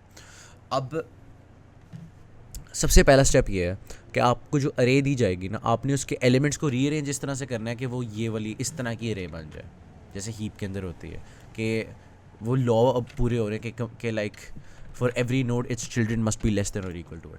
तो ऑब्वियसली ये तो हम रिप्रेजेंटेशन कर रहे हैं ना, असल तो ये चीज़ पड़ी है. तो हम चाहते हैं कि हमारे पास जो ये एक्चुअल चीज़ पड़ी है वो इस फॉर्मेट के अंदर लॉजिकली स्पीकिंग आ जाए. फिजिकली तो वो इस तरह से पड़ी होगी. तो आप बस ऊपर नीचे करते हो चीज़ें, ताकि वो हीप की फॉर्म में आ जाए बेसिकली। तो पहला स्टेप ये है, आपने अपनी अरे को एक हीप बना लिया। अब आपने ना डिलीट मैक्स को n-1 टाइम्स करना है और आपको सॉर्टेड अरे मिल जाएगी। अब कैसे, अभी मैं बस लाइक मोटे मोटे स्टेप्स बता रहा हूँ कि होगा क्या। अब actual like step by step आते हैं कि क्या हो रहा है। सबसे पहले ये करेंगे कैसे, आपको अरे दे दिया ये 30, 66, 40, 70, 12, 10। अगर इसको हमने विजुअलाइज करना हो तो हम इसको वही लेवल ऑर्डर में बनाते हैं कि 30 चलो वो रूट बन गए, 60 और 6 उसके चिल्ड्रन बन गए, 40, 70 उसके चिल्ड्रन बन गए, 12, 10 6 के चिल्ड्रन बन गए। सही है, तो हमने कर लिया, ठीक है। ये इसको विजुअलाइज कर रहे हैं हम। अब हम चाहते हैं हमारी विजुअलाइजेशन में जो आ रही है ना ये चीज़, ये एक हीप की शक्ल में आ जाए। तो इसके लिए हम किस तरह से अपनी अरे के अंदर चीज़ें ऊपर नीचे करेंगे कि वो बन जाए। तो सबसे पहले एक ऑब्जर्वेशन, वही वाली बात कि आपके n/2 जो सीलिंग n/2 जो एलिमेंट्स होते हैं ना इस अरे के अंदर, वो सारे लीफ नोड्स होते हैं। तो उनके नीचे तो कुछ है ही नहीं, तो वो तो कभी भी वायलेट कर ही नहीं होंगे कंडीशन को। उसके लिए आपको रीहीप डाउन नहीं कॉल करना पड़ेगा। आप बेसिकली चाहते हो कि आप हर नोड को चेक करो और आप उस नोड के नीचे वालों को देखो कि यार कोई ऐसा तो नहीं है जो इससे बड़ा है। अगर उससे बड़ा है तो उसके साथ स्वैप कर दो। तो हम ये नीचे से ऊपर आते हैं, ऊपर से नीचे आने की जगह। तो यहाँ 60 पड़ा हुआ है ना, हम देखते हैं 70 से बड़ा है तो हम 70 के साथ स्वैप कर देते हैं, तो यहाँ पे आ जाएगा। उसके बाद हम यहाँ पे देखते हैं कि 70 और 30, खैर अभी तो हम यहाँ पे राइट पे होंगे, 6 के ऊपर होंगे, तो हम देखेंगे अच्छा यहाँ पे 12 आ गया। फिर उसके बाद यहाँ पे एक जगह 12 पड़ा हुआ है, एक जगह 70 पड़ा हुआ है। आप इसका मैक्सिमम डाल के 30 से रिप्लेस कर देते हैं। सही है, और उसके बाद भी कुछ नहीं, वैसे रीहीप डाउन है तो वो थोड़ा सा डिफरेंट होगा। खैर जो भी है, अच्छा सही है। हाँ सही है, आप उसे लेस वाला कर लो या ग्रेटर कर लो सॉरी। सही है, ऑब्जर्वेशन होगी। हाँ, अब हीप फर्ज करो फॉर्म हो गई। अभी कोड पे नहीं आते कैसे हुई, लाइक मैं बस जनरल आइडिया दे दी कि हो जाएगी इस तरह से रीहीप डाउन करके। अभी उसके ऊपर आते हैं वो कैसे होगी। अब हीप हमारे पास फॉर्म हो गई है ना, तो हमने ये करना है कि हमने डिलीट मैक्स एक बार कॉल कर देना। तो डिलीट मैक्स क्या करता था, डिलीट मैक्स जो आपने एलिमेंट डिलीट करनी है, मतलब टॉप 70, उसको लास्ट एलिमेंट के साथ रिप्लेस कर देता था। तो 70 की जगह 10 आ जाता। आप कह रहे हो कि कहाँ गया, लेकिन उसके बाद हमने रीहीप डाउन भी कॉल करना होता है, ठीक है। तो रीहीप डाउन जब हम कॉल करेंगे ना, तो ये इस तरह से स्ट्रक्चर बन जाएगा इसका। तो सॉरी वो लेफ्ट पे जा रहा है, इस तरह से जा रहा है। वो बेसिकली यहाँ पे आता है, देखता है कि यहाँ पे 10 आ गया, तो मैक्सिमम वाली चीज़ उसके साथ रिप्लेस कर देता है। फिर यहाँ पे 10 आया तो मैक्सिमम वाली चीज़ जो दो नीचे थी उसके रिप्लेस कर दे। 10 की जगह 40 आ गया, 40 की जगह 10 आ गया। तो डिलीट मैक्स हमने कॉल कर लिया। सही है, अब इफ़ेक्टिवली हमने अपना साइज़ माइनस कर दिया, लेकिन कैपेसिटी अभी भी इतनी है कि ये मेमोरी के अंदर ही पड़ा हुआ है 70, ठीक है। अब आप एक और बार कॉल करते हो, फिर एक और बार कॉल करते हो, तो आप देखी जाओगे इस तरह से कि जो नीचे वाले जो डिलीटेड है ना, ये तो सॉर्टेड होते जा रहे हैं, क्योंकि हम डिलीट मैक्स पर कर रहे हैं ना। मैक्सिमम डिलीट किया, फिर मैक्सिमम डिलीट किया, फिर मैक्सिमम डिलीट किया। तो जब आप ये कैरी ऑन करते हो ना, तो एंड पे ये सिचुएशन बन जाती है कि आप n-1 बार जब कॉल करते हो ना, तो ये हो जाता। तो आप कहोगे यार ये क्या अजीब हरकतें हैं, लाइक फ़ायदा इसका, लाइक हम ये कर ही क्यों रहे हैं। तो उसकी वजह ये है कि ये ज़्यादा एफिशिएंट है लाइक टाइम के तरीके से।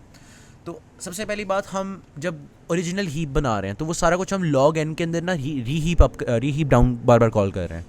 रीहीप डाउन log n टाइम लेता है और हम उसको n/2 बार कॉल कर रहे हैं। n/2 बार इस तरह से कि आप नीचे वाले एलिमेंट्स के लिए नहीं कर रहे हैं, हम लीव्स को इग्नोर कर रहे हैं, उसके बाद हम ऊपर आ रहे हैं, ऊपर वाले एलिमेंट्स को हम देखी जा रहे हैं और रीहीप डाउन करी जा रहे हैं, ठीक है। तो ये पहला स्टेप हो गया हमारा, जिसके अंदर हम हीप बना रहे हैं। उसके बाद जो कंपेरिजन्स हैं हमारे, तो हम वही वाली बात कि रीहीप जो हमारा डिलीट मैक्स है वो log n टाइम लेता है और हम n-1 बार कॉल कर रहे हैं। तो ये approximately n into log n बन जाती है इसकी टाइम कॉम्प्लेक्सिटी। जबकि बकाया सारे जो हैं सर्चिंग एल्गोरिथम हमने आज तक पढ़े, उसके अंदर वही है ना n² वगैरह वाला सीन। तो सिलेक्शन सॉर्ट ले लो, बबल सॉर्ट ले लो, तो वो सारे n² में होता है। तो ये n log n के अंदर है, तो ये काफ़ी बड़ा डिफरेंस है। तो अब कोड पे आ जाते हैं इसके। मैं पहले लाइक बता रहा था कि रीहीप डाउन बार बार, अब देख लेते हैं वही बात कि आप नम वैल्यू डिवाइडेड बाय 2 - 1, ये क्या है। हमें पता है कि इंडेक्सेस जो है ना, वो ये है नम वैल्यूज़, ये नंबर ऑफ इंडेक्सेस हैं फॉर एग्जांपल नहीं, बस हैं, यही है, ठीक है। ये एग्जैक्ट वैल्यूज़ की नंबर ऑफ एलिमेंट्स इन दी अरे, ठीक है। आप हाफ कर देते हो, आपको पता है कि ये नीचे वाले जो हाफ है ना सारे, ये वो वाले पड़े हुए हैं जो लीव्स हैं, तो आप उससे एक पीछे चले जाते हो, पहले लीव से एक नंबर पीछे चले जाते हो। आप उसको देखते हो कि क्या उसके चिल्ड्रन के अंदर कोई ऐसा है जो उससे बड़ा हो, अगर है तो उससे स्वैप कर लेता है, सही है। और ये आप कॉल करते हो अपनी हीप के अंदर सारे एलिमेंट्स के लिए ऊपर तक जा रहे होते हो, रूट तक चले जाते हो, और ये ऑटोमेटिकली आपको हीप बना देगा। फिर उसके बाद अरे सॉर्टिंग है, नहीं सॉरी, अरे तो सॉर्टेड ही होगी, डिलीट करके, एक सेकंड क्या हो रहा है, हाँ डिलीशन ही हो रही है ना ये, हाँ ठीक है, इन्होंने डिलीट मैक्स की जगह बस इंडेक्स -1 कॉल किया हुआ है हीप डाउन के अंदर। डिलीट के अंदर एक जो मैं कह रहा था इंडेक्स माइनस माइनस करते हैं, उन्होंने उसकी जगह रीहीप डाउन के अंदर इंडेक्स -1 भेजा हुआ है, ये किया हुआ है, तो ये भी सही है। और इन्होंने यहाँ पे इंडेक्स माइनस माइनस किया हुआ है, ये इंडेक्स माइनस, चलो सही है, ठीक है। आप मल्टीपल तरीके ऑब्वियसली ये करने के जो मर्जी कर लो, वो उन्होंने बिना वजह एक एक्स्ट्रा फंक्शन बनाना इग्नोर लाइक अवॉइड किया, उन्होंने कम काम के साथ भी किया। अब ये हो गया हीप, ये सारा कुछ हमने पढ़ लिया, लेकिन अभी भी पेपर में काफ़ी ज़्यादा क्विज़ेस में ऐसे सवाल आते हैं जो इससे बिल्कुल ही डिफरेंट लग रहे होते हैं। तो उनके लिए कोई लाइक क्या मतलब कोई ट्रिक है वगैरह क्या करना होता, तो कुछ जो मुझे मुश्किल प्रॉब्लम्स लगे थे ना, जो लाइक लोग देख रहे थे बात कर रहे थे उनके बारे में, मैंने उनका लाइक देखने की कोशिश की, मुझे भी काफ़ी मुश्किल लगी। तो जैसे कि ये थी बाइनरी ट्री टू BST, ये गीक्स पे से पड़ी हुई है,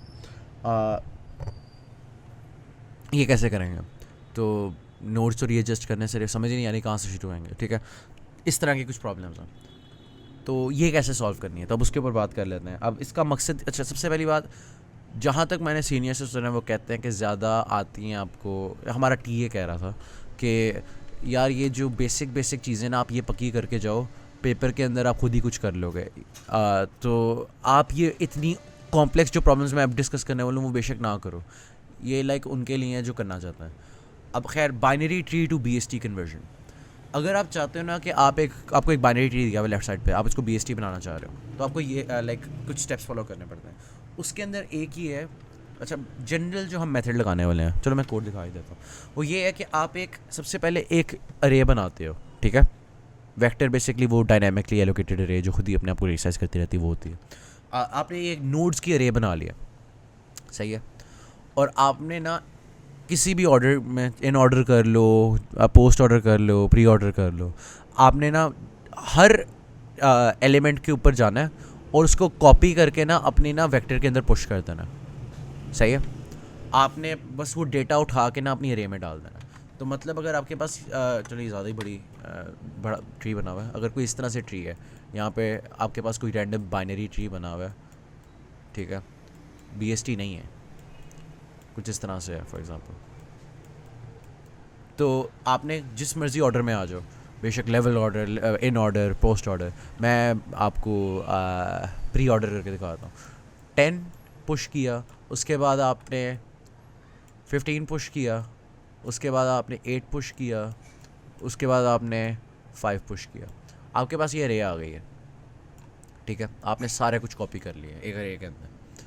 अब आपने क्या करना है, आपने ये करना है कि आपने इस अरे को खाली, ये जो अरे है इसको सॉर्ट कर लेना। आप चाहे डॉट सॉर्ट यूज़ कर लो वेक्टर का तो वो भी चलेगा, तो ये आपके पास सॉर्टेड आ जाएगी 5, 8, 10, 15। और अब आखिरी जो स्टेप है ना उसके अंदर आपने ये करना है कि आपने इन ऑर्डर रिवर्सल करना है इस अरे का, और इसको कॉपी करके इसमें डाल देना है अरे को।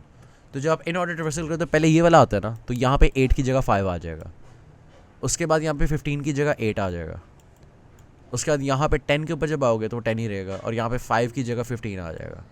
तो अब अगर आप ये देखो तो ये एक बाइनरी ट्री ही बन गया। तो 10 के लेफ़्ट पे लेस से राइट पे ग्रेटर हैं, 8 के भी लेफ़्ट पे लेस है और राइट पे नल है, ठीक है। तो ये उसका कोड है। मैंने तरीका तो बता दिया और कुछ देखने वाला नहीं है इसमें, लाइक देखना तो देख लो, लिटरली वही बात है जो मैंने भी की है, बस ये पुश अंडरस्कोर बैक नोड्स के अंदर ये वो वेक्टर का फंक्शन होता है, और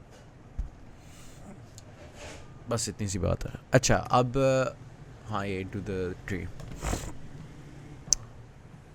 अच्छा जी, अब एक और क्वेश्चन था कि BST को ना, आप किसी BST को अब बाइनरी सर्च ट्री हम इसलिए यूज़ करते हैं ना AVL की जगह, सॉरी उल्टा बोल दिया, AVL हम इसलिए यूज़ करते हैं ना बाइनरी की जगह, क्योंकि उसके अंदर ये पॉसिबिलिटी होती है कि स्क्यूड बन जाते हैं इस तरह से, बस एज पे खुला होगा इस तरह का, ये प्रॉब्लम है, ये इस तरह से बन जाता है, ठीक है। तो इसके अंदर जो हम चाह रहे थे ऑफ लॉग एन में हो, हाइट के ऊपर ही होता है, लेकिन आपके एलिमेंट्स ही सारे इस तरह से अरेंज्ड हैं कि कोई फ़ायदा नहीं होता बाइनरी ट्री का। तो आप चाहते हो कि आपके पास इस तरह की फॉर्म में पड़ा हो ताकि ज़्यादा एफिशिएंट सर्चिंग वगैरह हो सके। तो जैसे कि ये आपको ट्री दिया हुआ है, आपको कहा गया कि आपने इस ट्री को ये बनाना है, कंप्लीट बाइनरी सर्च ट्री दिया ये है, बनाना ये है, ठीक है। तो आप देखो काफ़ी डिफरेंस है, रूट यहाँ पे 10 है, यहाँ पे रूट 9 है, लेफ़्ट पे वहाँ पे 3 पड़ा हुआ था, यहाँ पे 7 3 1 12 20, सारा कुछ ही उसने चेंज कर दिया तकरीबन। राइट साइड पे 12 20 बस एक जगह पे पड़ा हुआ है, बकाया सारा कुछ की हर चीज़ की जगह चेंज हुई हुई है। तो ये कैसे किया होगा, तो ये काफ़ी मुश्किल था। खैर कुछ लोग थे वली और हमाद जैम वगैरह, उन्होंने इसको जब करने की कोशिश की उनको ये तरीका मिला। वो ये था कि उन्होंने किया ये कि आपके पास जिस भी फॉर्म में ट्री है, ठीक है, आपने उठाया, आपने इन ऑर्डर रिवर्सल किया। अब आप जिस भी फॉर्म में आपको बाइनरी सर्च ट्री मिलेगा ना, आप इन ऑर्डर रिवर्सल करोगे, आपको हमेशा ऑर्डर में आउटपुट मिलेगी। इन ऑर्डर होता है इसलिए क्योंकि बाइनरी सर्च ट्री के अंदर पहले लेस वाले सारे प्रिंट हो जाते हैं, फिर सेल्फ होती है, फिर राइट वाले सारे प्रिंट हो जाते हैं, मतलब ग्रेटर वाले। तो ये असेंडिंग ऑर्डर में आपके पास एक अरे बना देगा। मतलब आप अगर इस ट्री को इन ऑर्डर ट्रिवर्स करते हो और इस ट्री को इन ऑर्डर ट्रिवर्स करते हो, दोनों सूरतों में आपके पास अरे अगर आप बना लेते हो कॉपी करके, जैसे पिछले सवाल में किए थे, आपके पास जो आएगा रिजल्ट वो एक सॉर्टेड अरे होगी, ठीक है। 1 3 7 9 10 12 20 आपके पास सॉर्टेड अरे आ गए। अब आपने क्या करना है, आपने ये सारे ट्री को तोड़ देना, ये सारा ट्री डिस्ट्रॉय कर देना, और आपने एक नया ट्री जनरेट करना है। Construct a complete tree using level order traversal. अब इसके अंदर एक ट्रैक क्या देखने वाली कि असल मसला फिर यही रह जाता है। जनरल मेथड में पहले दूर दूर से बताता हूँ, इससे पहले कि मैं डिटेल्स में फंस जाऊँ। हमने किया क्या है, हमने एक ट्री लिया, उसके सारे एलिमेंट्स को कॉपी किया इन ऑर्डर ट्रिवर्सल करके। अब हमारे पास एक सॉर्टेड अरे पड़ी हुई है जिसके अंदर सारा डेटा पड़ा हुआ है जो उसके अंदर था। अब हम वो ट्री को डिस्ट्रॉय कर देते हैं, अभी भी हमारे पास अरे पड़ी हुई है। अब आप चाह ये रहे हो कि आपके पास जो सॉर्टेड अरे पड़ी हुई है उससे आप एक ऐसा कंप्लीट बाइनरी ट्री जनरेट करो जो बाइनरी सर्च ट्री हो, ठीक है। ये अब सवाल रह गया। तो उसके लिए भी प्रॉब्लम को दो हिस्सों में तोड़ा गया। वो ये है कि आप पहले एक कंप्लीट बाइनरी ट्री का स्ट्रक्चर बना, आपको इसका साइज़ तो पता चल जाएगा ना क्योंकि आपने ही बनाई है ये रे। तो इसका साइज़ मेरे पास फॉर एग्जांपल 3 पड़ा, तो मुझे पता है कि मैंने 3 नोड्स ही बनाने हैं, तो ये बन गया। खैर 3 के लिए तो बहुत ईजी था, आपने तो प्रोग्रामेटिकली बनाना है ना, हो सकता है कि वो 13 हो, तो 13 की बारी क्या करोगे। तो उसके लिए उन्होंने किस तरह से किया हैंडल, अब ये ट्रिक रह गई है। लेकिन उससे पहले मैं बता दूं कि उसके बाद क्या होगा। फ़र्ज़ करो आपने किसी तरीके से कोई जादू लगा लिया जिससे आपने एक कंप्लीट बाइनरी ट्री जनरेट कर ली, यूँ सही है।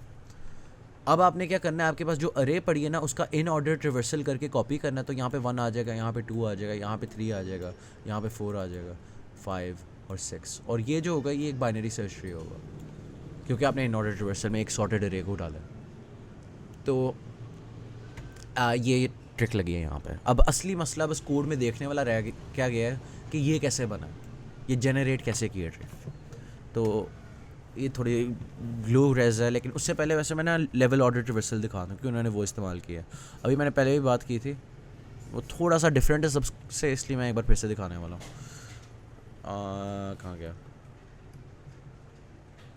ये लेवल ऑर्डर ट्रिवर्सल। अच्छा, इसके अंदर हम करते क्या थे, हम एक क्यू बनाते थे और हम इस ऑर्डर के इस लेवल के 20 और 36 को क्यू में डाल दिया है, फिर हम पॉप करते थे और हम 20 को प्रिंट करते थे, उसके चिल्ड्रन को पुश कर देते थे, 36 को प्रिंट करते थे, उसके चिल्ड्रन को पुश कर देते थे, एंड पे क्यू में हमारे पास ये पड़ा होता था, सही है।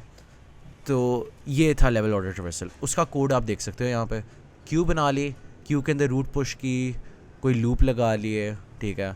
यहाँ पे मैंने नेस्टेड लूप इसलिए लगाए थे क्योंकि मैं चाह रहा था कि बीच में लाइन ब्रेक आ जाए। काफ़ी लोग इसके बिना भी कर लेते हैं, तो उसके अंदर बस ये वाला चेक लगाने की जगह वो खाली नॉट क्यू डॉट एम्प्टी कर देते हैं, वो बस एक ही बार ही करता रहता है। तो नहीं, वो ये नहीं करते, बस वो डिफरेंट करते हैं। लेकिन खैर जो भी है, आगे चलते हैं।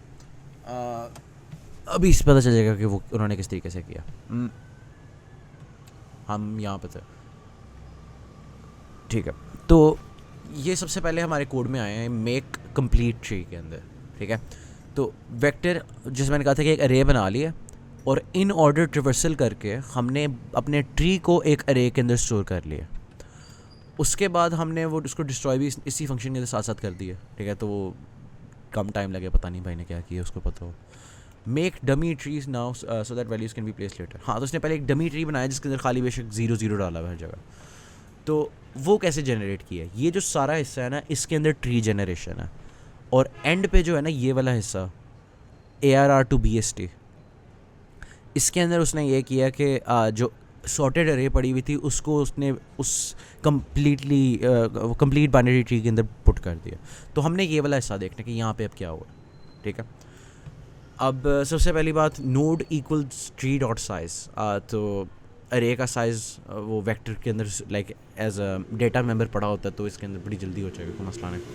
हमने नोड्स के अंदर हमारे पास नंबर ऑफ़ नोड्स पड़ा हुआ है, ठीक हो गया। तो एक उसने क्यू बना लिया, वही बात है ना लेवल ऑर्डर रिवर्सल। तो उसके लिए उसने नोड के अंदर पहला एलिमेंट यानी रूट पुश कर दिया न्यू नोड बना के, सही है। वैसे तो ये 0 के साथ भी कर लेता तो कोई मसला नहीं था, क्योंकि इसने बाद में जाके भी कॉपी पेस्ट करना है। मुझे महसूस ये हो रहा है कि इसका ये ARR to BST काफ़ी फालतू है, क्योंकि ये साथ साथ एक ही स्टेप में भी कर रहा है। ये ट्री i+1 यहाँ पे डमी वैल्यूज तो नहीं दे रहा, वो तो एक्चुअली एक ही चीज़ कर रहा है। तो वैसे मैं अगर ही कर रहा हूँ तो मैं ऐसे ही करता हूँ, नीचे वाला स्टेप काट लेता। खैर जो भी, अब क्यू डॉट पुश आप ये पुश कर लेते हो नोड नया बना के, ये रूट बन गई आपके ट्री की, सही है। Root equals q dot front. अब आपने क्या करना है, आपने लेवल ऑर्डर रिवर्सल करना है, और आपको पता है कि आपने कितनी बार लूप चलाना है, आपने नोड्स बार लूप चलाना है। अब हो क्या रहा है, सबसे पहले current equals q dot front, मतलब इस वक्त ये रूट है ना करंट, ये उसको पॉप कर रहा है, पॉप कर लिया। अब जो करंट है उसका लेफ़्ट जो है एलिमेंट, अगर उसका लेफ़्ट चाइल्ड ट्री में एग्जिस्ट करता है, अब ये जो फॉर्मूला है 2 × i+1, ये हीप्स के टॉपिक में अभी मैंने बताया है कि लेफ़्ट चाइल्ड अरे के अंदर इस तरह से होता है। ये वो वाला कॉन्सेप्ट इस्तेमाल हुआ है। तो लेफ़्ट चाइल्ड अगर नंबर ऑफ़ नोड से कम है मगर इसका इंडेक्स इससे कम है, तो लाजमी है कि वो अरे के अंदर अंदर ही है, मतलब आउट ऑफ बाउंड्स नहीं जा रहा, यानी करंट का लेफ़्ट एग्जिस्ट करता है। तो अगर करता है, क्या करना है, नया नोड बना लेना है जिसके अंदर आप वो डेटा डाल दो 2i+1 के ऊपर जो पड़ा हुआ, और फिर अगर नहीं पड़ा हुआ तो आप नल पॉइंटर बना देते हो, सही है। तो राइट के लिए भी यही किया, तो इस तरह से उसने जनरेट कर लिया, और बाद में बस क्यू डॉट पुश कर दिए लेफ़्ट और राइट, और उसके ऊपर भी वही कॉल, और साथ i++ होता जा रहा है। ये इस तरह से चल रहा है, सही है।